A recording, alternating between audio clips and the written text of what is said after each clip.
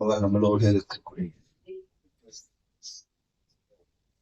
வார்த்தையை நம்ம வாசிக்கும் பொழுது மிக வித்தியாசமா இருக்கும். படிப்பமே சங்கீதம் 125 அதிகாரம். படிய சங்கீதம் 125 வசனம். கர்த்தரை நம்புகிறவர்கள் என்றென்றைக்கும் அசையாமல் நிலைத்திருப்போம். ஐயா வீடியோ போடுறாரு, அதில் தலைப்பு போட்டுக்கலாம். கர்த்தரை நம்புகிறவர்கள் என்றைக்கும் அசைக்கப்படுவதில்லை, அசையாமல் நிலைத்திருப்பார்கள்.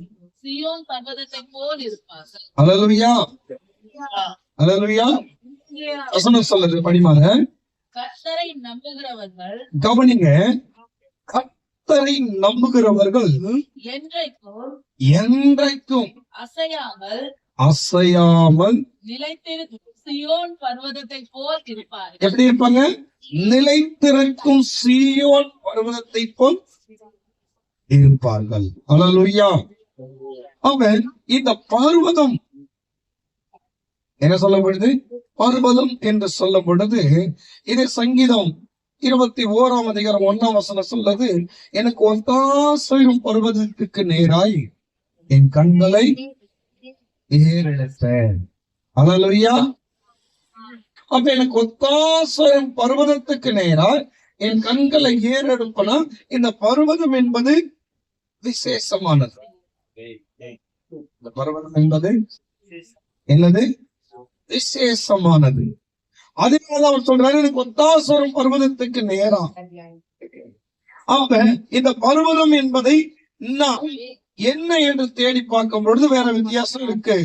ஆனால் அதே வகையில அது தேவனுக்கு ஒப்பிடப்படுகிறது. அதே வகையில அது தேவனுக்கு ஒப்பிடப்படுகிறது. அப்ப இந்த வசனம் சொல்றது என்ன வசனம்? சங்கீதம் 125 அதிகாரம் 1 வசனம். எவ்வளவு அருமையான ஒரு வார்த்தை. 2 வசனத்தை படிங்க. பர்வதங்கள் எருசலேமை சுற்றிலும் இருக்குமாம் போல், பர்வதங்கள் எருசலேமை சுற்றி இருக்கிறதை போல் கர்த்தர் இது முதல் என்றைக்கும் தம்முடைய ஜனத்தை சுற்றிலும் இருக்கிறார். என்ன சொல்றார் ஆண்டவர்? எருசலேமை சுற்றி பர்வதங்கள் இருக்கிறதை போல கர்த்தர் தமது ஜனங்களை சுற்றி என்றைக்கும் இருக்கிறார். எப்படி இருக்கிறாரு? என்றைக்கும். ஒரு நாள் அல்ல, நான் இருப்பேன்னு சொல்லிட்டு ஒரு நாளோட போகிறது அல்ல, என்றென்றைக்கும் கர்த்தர் நம்மளோட இருக்கிற கர்த்தர். எப்படிங்க? என்றைக்கும் அவர் நம்ம கூட இருக்கிற கர்த்தர். அதனால நான் ஆண்டவர் கிட்ட கேட்ட, ஆண்டவரே இந்த பர்வதங்கள் என்ன? இந்த பர்வதங்கள் என்ன அப்படின்னு பார்த்தா, பர்வதங்கள் என்பது மலை. பர்வதம் என்பது எதை குறித்து சொல்றது? மலைகளை குறித்து சொல்லப்படுது. அப்ப எருசலேமை சுத்தி என்ன இருக்குதுன்னு கேட்டீங்கன்னா மலைகள். எருசலேமை சுத்தி என்ன இருக்குது? உள்ள மலைதான். எருசலேம் தேவாலயத்தை சுத்தி இருக்கிறது ஃபுல்லாவே மலை பகுதி தான். மலை மேலதான் எருசலேம் தேவாலயம் கட்டப்படும். அப்ப அந்த வசனம் சொல்லுது, எருசலேமை சுற்றி என்ன இருக்குதா? பர்வதங்கள். கர்த்தர் இது முதல் என்றென்றைக்கும் தம்முடைய ஜனத்தை சுற்றிலும் இருக்கிறார். அல்லேலூயா. ஆண்டவரிட கேட்கும்போது ஆண்டவர் சொன்ன அந்த வார்த்தை என்னன்னா, இந்த ஜனத்தை சுத்தி நான் என்றைக்கு இருக்கிறேன்னு சொல்லு. யார சுத்தி? அப்ப நம் கண்ணுக்கு தெரியாததுனால நாம் என்ன நினைக்கிற, சில நேரம் நான் கஷ்டப்படுறேன், தேவன் பார்க்கிறானா? எனக்கு வந்த நெருக்கம் இயேசுவுக்கு தெரியுமா? என் சரீரத்தில் இருக்கிற வியாதி இயேசுவுக்கு தெரியுமா? என் வாழ்க்கையில இருக்கிற பாடுகள் இயேசுவுக்கு தெரியுமா? இயேசு என் கூட இருந்தா நான் இப்படிப்பட்ட நிந்தை அனுபவிப்பனா? இயேசு என் கூட இருந்தார்னா இப்படிப்பட்ட கஷ்டங்கள் எனக்கு வருமா அப்படி என்று நம்ம மனசுக்குள்ளவே நம்ம நிறைய என்ன பண்ணுவோம், யோசித்து கொண்டு நம்மளை தனிமையாக்கி கொண்டு நம்ம ஆனாதை போல நமக்கு யாருமே இல்லை என்று எண்ணி நம்ம வாழ்க்கை அவ்வளவுதான் தோல்வியை தழுவும் என்று நம்ம நினைப்போம். ஆனா வசனம் சொல்லுது, எருசலேமை சுத்தி பர்வதங்கள் இருக்கிறதை போல என் ஜனத்தை சுத்தி கொண்டே இருக்கிறேன். என் ஜனத்தை நான் சுத்தி சுத்தி வந்து கொண்டிருக்கிறேன். என் ஜனத்தை முழுவதும் நான் சூழ்ந்து கொண்டிருக்கிறேன். ஏன்? சாத்தான் யாரை விழுங்கலாமோ என்று வகை தேடி சுத்தி திரியறான். சாத்தான் யாரை விழுங்கலாமோ என்று வகை தேடி சுத்தி திரியறான். அப்ப அவன் யாரை விழுங்க விரும்புறானா, அவனுக்கு கீழ்ப்படிந்திருக்கிற ஜனத்தை அல்ல, அவனை பணிந்து கொள்ளுகிற ஜனத்தை அல்ல, அவனுக்கு யாரெல்லாம் எதிர்த்து நிக்கணும் என்று எந்த மூலையில இந்த கிறிஸ்தவர்கள் எழுப்பினாலும் அவங்களை அவன் எப்படியாவது விழுங்க வேண்டும்னு அவன் வகை தேடுகிறான். என்ன தேடுகிறான்? வகை தேடுகிறான். அந்த வகை தேடுகிறான்னா நமக்குள்ள எந்த விதமான வகையும் கிடைக்கல, அவனுக்கு எந்த வழிவாசலும் கிடைக்கல. அப்ப எந்த வழிவாசலும் அவனுக்கு எப்படி கிடைக்காம இருக்குதுன்னா, நம்மளை சுத்தி கொண்டே இருக்கிறது யாரு? நம்மளை சுத்தி கொண்டே இருக்கிறது யாரு? என்றென்றைக்கும் கர்த்தர் தன் ஜனங்கள் என்ன பண்ணி கொண்டிருக்காராம்? சூழ்ந்திருக்கிறார்கள். எந்த வழியும் இல்லை, அவனால விழுங்க முடியல. ஆனா அவனுக்கு ஆத்திரம் முழுக்க முழுக்க யாரை விழுங்கணும்? இந்த இயேசுவை ஏற்றுக்கொண்டு எனக்கு விரோதமா நிக்கிற இந்த ஜனக்கூட்டத்தை நான் விழுங்க வேண்டும். இந்த ஜனக்கூட்டத்தை நான் மேற்கொள்ள வேண்டும். எப்படி இந்த ஜனக்கூட்டத்தை நான் மேற்கொள்ள முடியும்? இவங்களிடத்துல ஏதாவது வழி கிடைக்குமா என்று சொல்லி அவன் என்ன செய்வானா, இந்த பிள்ளைங்களுக்கு பாட புத்தகத்துல ஒரு சிங்கத்தின் நரி கதையை வச்சு 4 மாடு ஒன்னா இருந்தது. 4 மாடு ஒன்னா இருந்தது. சிங்கத்தால் என்ன பண்ண முடியல, வேட்டையாட. ஒரு மாட்டை சிங்கம் கடிக்க போனா 3 மாடு என்ன பண்ணுச்சு, முட்ட ஆரம்பிச்சதுனால சிங்கத்தால என்ன பண்ண முடியல, ஒன்னும் செய்ய முடியாததுனால அவன் என்ன செய்தான்னா, பயந்து கொண்டிருக்கும் போது நரி ஒண்ணு சொல்லுது, நான் அதையும் பிடிச்சா நீ வேட்டையாடுவியா? ஏன்? அந்த 4 ஒற்றுமையா இருக்கிறதுனால என்னாலையும் ஒண்ணும் பண்ண முடியல, உன்னாலையும் ஒண்ணும் பண்ண முடியல. ஒருவேளை நீ வேட்டையாடுனா மிச்ச மீதி கிடைக்கிற அந்த தோல் எலும்பாது எனக்கு கிடைக்கும்.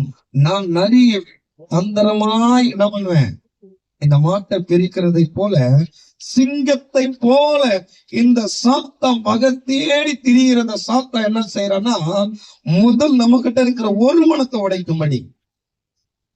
எதை உடைக்கும்படி?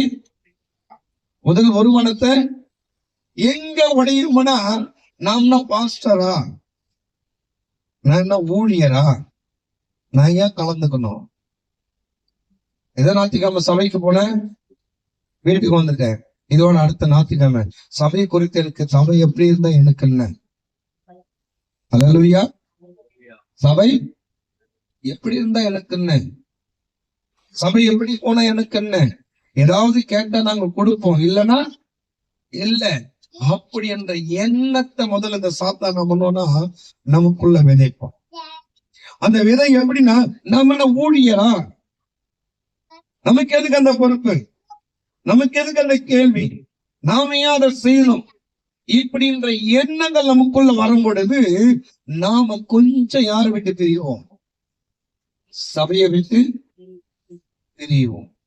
சபையை விட்டு பிரியும் போது என்ன ஆகும்னா, அடுத்த ஆலோசனை யார் மூலமா சாத்தான பண்ணுவோம், பேச ஆரம்பிப்பான். ஆமாப்பா, அதெல்லாம் பாஸ்டர் வேலை, பாஸ்டர்மா வேலை, வர காணிக்கலாம் அவங்க தானே எடுத்து போறாங்க. அல்லேலூயா. வர காணிக்கலாம் அவங்க தானே எடுத்து போறாங்க, நாமள எடுத்து போறோம். உனக்கு என்னத்துக்கு அந்த வேலை? நீ ஏன் கஷ்டப்படணும்? நீ ஏன் போய் செய்ய போற? சும்மா எதுக்கு செய்யணும்? அப்படின்னு ஒரு ஆலோசனை கொடுத்த உடனே அந்த செய்யறதோ அந்த கலந்துக்கிறதையோ நாம கொஞ்சம் விலகும் பொழுது நாம் தனித்து போகும்போது சாத்தா சொல்லுவான், நம்ம கையில இருக்கிற போன் மூலியமாகவோ கூட இருக்கிற ஃப்ரெண்டு மூலியமாகவோ நமக்குள்ள பொல்லாப்பு விதை. எத்தனை பேருக்கு அது புரியுது? நமக்குள்ள பொல்லாப்பு. ஒரு சபையாண்ட ஒரு மீட்டிங் பெருக்கணும், வாங்க எல்லாம் கும்பலா போயிடலாம். அங்க எது வாங்கி கொடுக்கறாரோ கொடுக்கலையோ, நாம அங்க போய் நிக்கலாம் பொழுது அந்த சபையோட பிரசன்ஸோட நாம நிறைஞ்சிடணும். அது யாரே செய்வாங்க, நான் ஏன் அங்க போய் நிக்கணும்? அங்க நிக்கும் போது என்ன நடக்கும்? சாத்தான் யார் மூலியமா சண்டைக்கு வருவோம், இல்ல நம்ம கையில இருக்கிற செல்லு மூலியமா எதையாவது என்ன பண்ணுவோம், கொல்லாம செய்ய ஆரம்பிப்போம். இப்படி கொஞ்சம் கொஞ்சமா அவன் நம்மளை விட்டு பிரிக்க கூடாதுன்னு தான் வசனம் சொல்லுது. அவர் என்ன பண்றாரா, எருசலேமை சுத்தி பர்வதங்கள், எருசலேமை சுத்தி பர்வதங்கள் இருக்கிறதை போல என் ஜனத்தை சுத்தி நான் என்ன பண்றேன், என்றென்றைக்கும் தம்முடைய ஜனத்தை சுற்றியே இருக்கிற, நம்மளை சுற்றி உள்ளவரை யார் இருக்கிறது, கர்த்தர். அதனாலதான் இந்நாள் வரைக்கும் நீ நான் விழுங்க முடியாதபடிக்கு நிலைத்திருக்கிறோம். இல்லைன்னா சாத்தா எப்ப என்ன பண்ணிட்டு இருப்பான், நம்மள விழுங்கிட்டு இருப்பான். அல்லேலூயா, அல்லேலூயா. இப்ப இந்த பர்வதங்கள் என்னும் பொழுது, இந்த பர்வதத்துக்கு ஒப்ப தேவனை பேசும் பொழுது இன்னொரு வசனம் வேற மாதிரி சொல்லுது. ஏசாயா எழுதிய தீர்க்கதரிசன புத்தகம் 54ஆம் அதிகாரம் 10ஆம் வசனம் படிங்க.